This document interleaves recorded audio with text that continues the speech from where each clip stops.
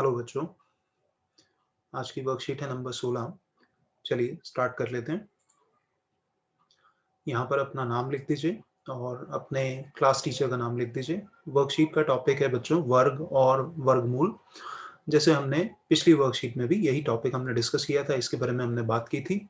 और आपको याद होगा हमने पिछली वर्कशीट में देखा था कि जो पूर्ण वर्ग संख्याएं होती हैं, उनका जो इकाई अंक है वो क्या हो सकता है और क्या नहीं हो सकता है।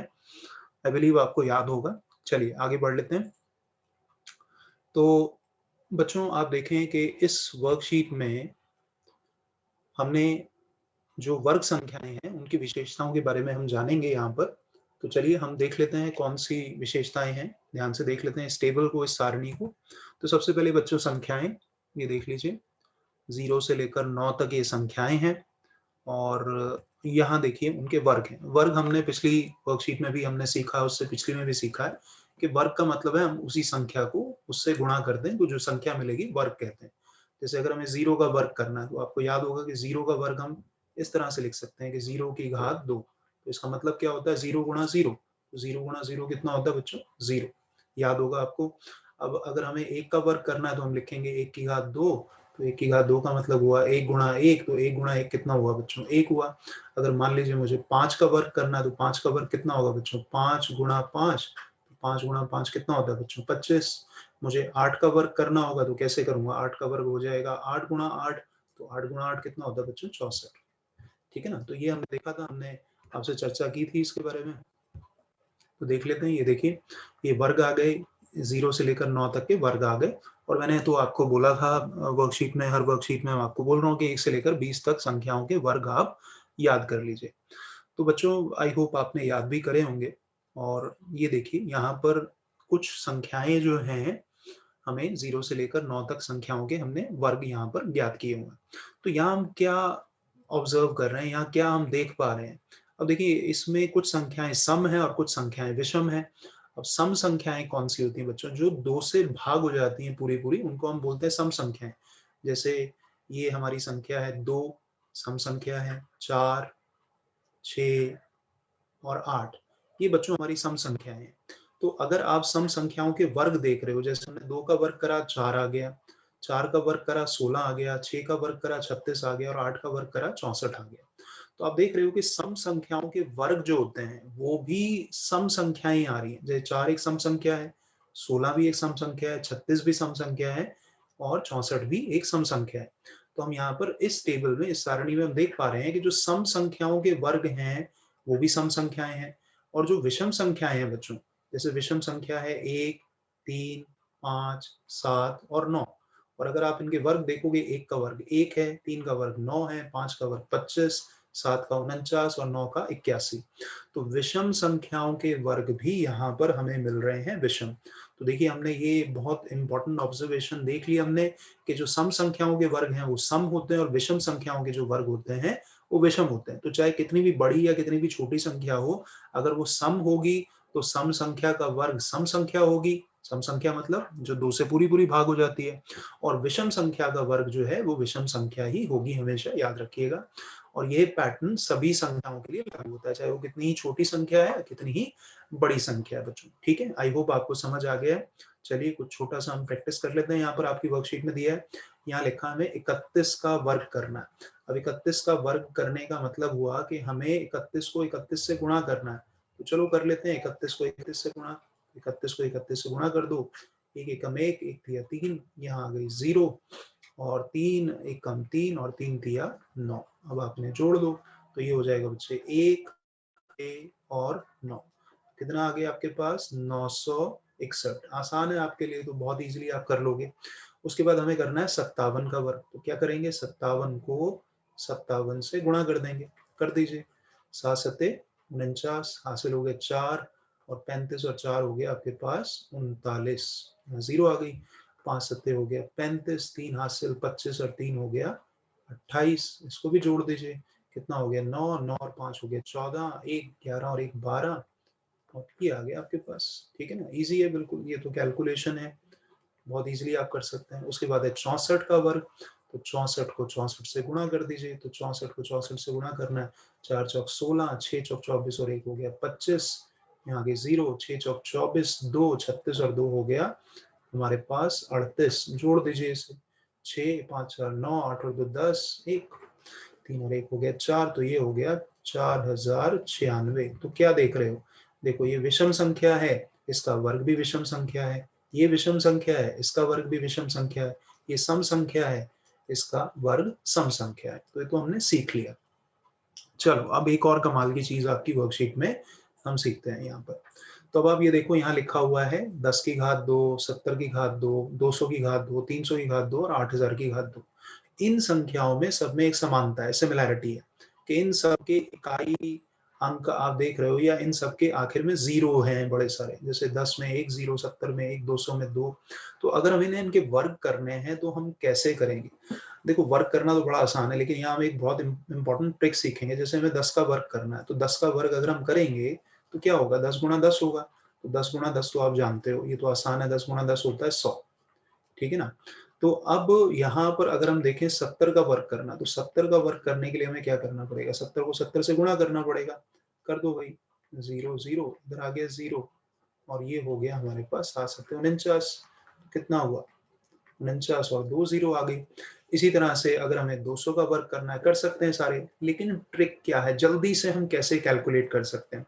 तो देखो बच्चों, बहुत ही आसान तरीका आपको बता रहे हैं यहाँ पर, कि जैसे आपने 70 का वर्ग करा, तो 70 में बच्चों आप देख रहे हो 70 में एक 0 है। तो सबसे पहले तो आप देखो कि यहाँ पर जो 7 है, पहले आप 7 का वर्ग कर लो। 7 का वर्ग कितना होता है बच्चों, 7 का वर्ग होता है 7 गुणा 7 49। अब यहाँ एक 0 है, तो वर्ग करने पर 0 की संख्या को डबल कर दो, दुगना कर दो। तो 1 का दुगना कितना हो गया 2, तो 2 0 लगा दो इसके पीछे, देखो आ गया आंसर। अब देखो, है ना कमाल की बात। अब देखो जैसे आपको 200 का वर्ग करना, तो 200 का वर्ग अगर आपको करना है बच्चों, तो पहले आप ये देखो, ये 2 है, तो 2 का वर्ग कितना होगा, 2 का वर्ग होगा 2 गुणा 2 मतलब 4। अब यहाँ कितनी 0 हैं, यहाँ 2 0 हैं, 0 की संख्या का डबल कर दो, तो 2 का 0, 2 0 का डबल हो जाएगा 4 0, आ गया आंसर। देखो कितना आसान है।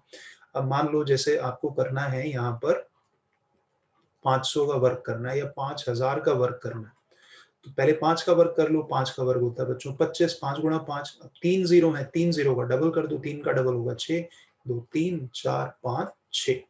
देखो कितना आसानी से, लेकिन ये उन्हीं के लिए आपको लगाना है तरीका जिनके आखिर में आपको 0 दिखेंगे बड़े सारे, ठीक है ना। तो देखो यहाँ पर कितनी आसानी से कर सकते हैं। जैसे यहाँ 300 का वर्ग करा, तो पहले 3 का वर्ग कर दिया 9, और 2 0 का डबल कर दिया 4 0। 8000 का वर्ग करना, तो 8 का वर्ग कर दिया, 8 का वर्ग कितना होता है 8 गुणा 8 64, और 3 0 है, 3 0 का डबल हो गया 6 0 बच्चों, ठीक है कि नहीं है। तो देखो किसी संख्या के अंत में जितने शून्य होते हैं, वर्ग करने पर उस संख्या के अंत में दुगने शून्य आ जाते हैं। यही बात मैं आपको बता रहा था।